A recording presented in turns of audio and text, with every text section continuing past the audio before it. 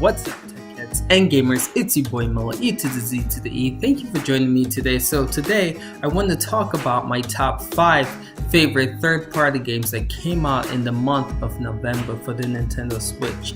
Now I know a lot of people were complaining that the Switch didn't have a lot of games when Zelda Breath of the Wild came out around March or I think April. But now Nintendo has hit us with a lot of great first-party titles, but not only that, we have a lot of great third-party titles, and I feel like the month of November brought a lot of the heavy hitters third-party titles to the Switch.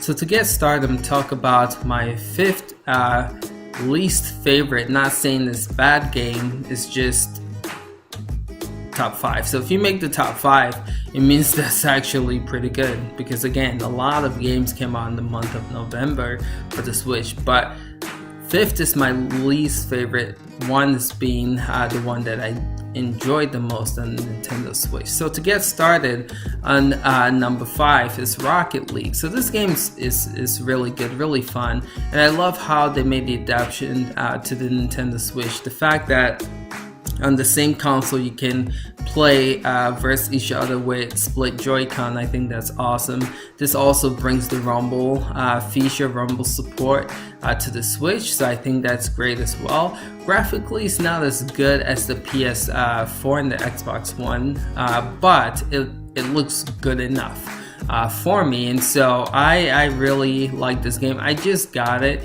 haven't played a lot of it on the Switch because I already own it on the PS1, the Xbox One, but still it's a great content, great title to have on the Switch. So that's my number 5th game. My number 4th game is Resident Evil Revelations.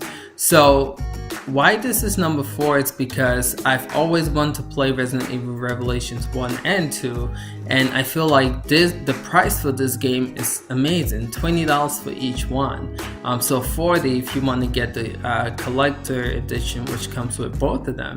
And these games are great games. I just beat Resident Evil 7 for the PS4, and something that I missed, I love the whole first-person shooter, but I missed the third-person shooter, and so this game brings that third-person feel back to Resident Evil. Not only that, but it has a great storyline for the Nintendo Switch, and not only that, the graphics looks amazing for the Switch. Not only that, you can actually play this game with split Joy-Con, and I think that is awesome. This is a great game. The only thing I don't like about this game is the loading times. It takes a pretty while for it to load and boot up. But apart from that though, it's still a great port to the Switch. So I'm happy that we finally have Resident Evil on the Switch. So now my 3rd game is L.A. Noire, or Noire, however you guys want to pronounce it. But this is Rockstar's game that came out for the PS3 and the Xbox 360.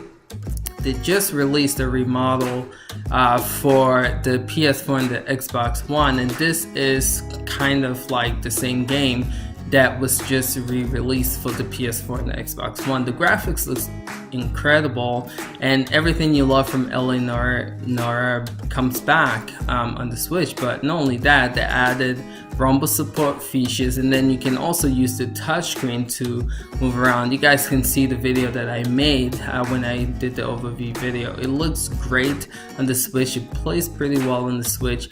The only hiccup with this game though is when it gets really busy, it does tend to get laggy a little bit, but apart from that, I believe this is an excellent port for the Nintendo Switch. So if you guys are looking for a good detective or a good open, I wouldn't necessarily say it's open world, but a game like GTA kind of feel for the Switch, this I feel will meet that need for you. So it's a great port, great game. So this makes my number 3 game on the list.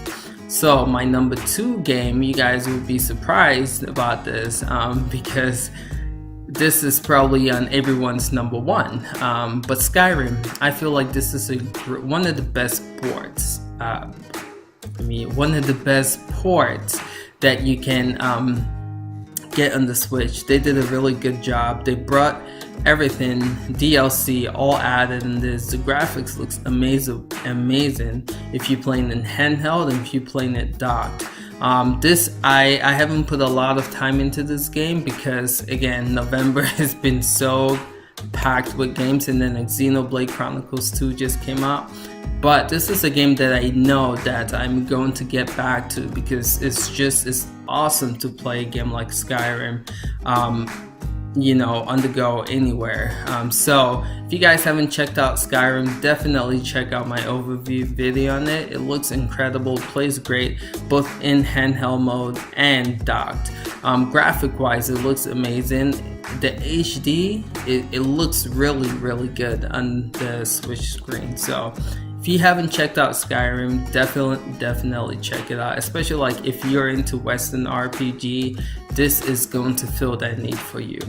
Alright, so that's Skyrim for the Nintendo Switch. So my number one game, a lot of people gave this game a lot of negative publicity because the frame rate issue. I get that. This is not the best looking game for the Nintendo Switch. This is not the best third-party looking game for the Nintendo Switch. I think honestly that goes to Skyrim. That game again looks incredible. But this is Doom. This is a first-person shooter. Let's scratch that. This is a game that came out last year for the PS4 and the Xbox One. Do you get that? This is not a reboot of a game that came out for the PS3 like Noire or Resident Evil. This is a game that came out last year and it was highly acclaimed, great reviews. People considered it a AAA game when it came out last year for the PS4. Being able to play Doom portable mode on a handheld console, I mean, I can't stress that enough.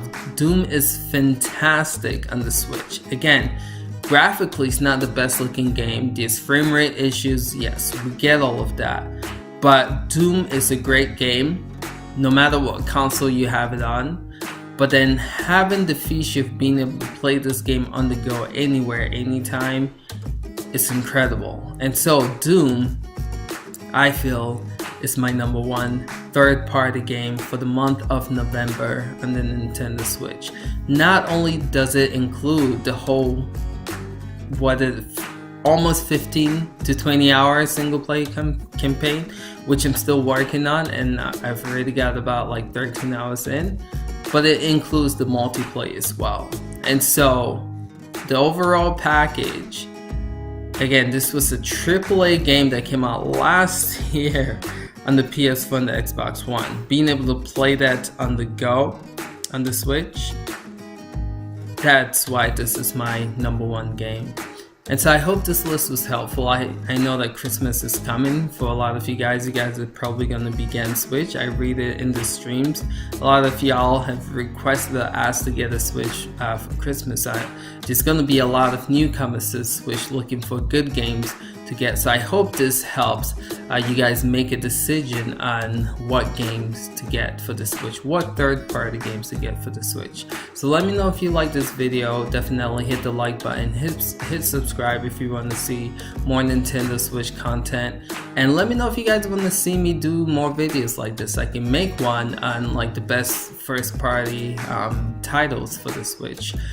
So yeah, this is Mello from Technology and Gaming. Thank you for watching this video. Really appreciate you guys, and I'll see you guys in the next video. Peace.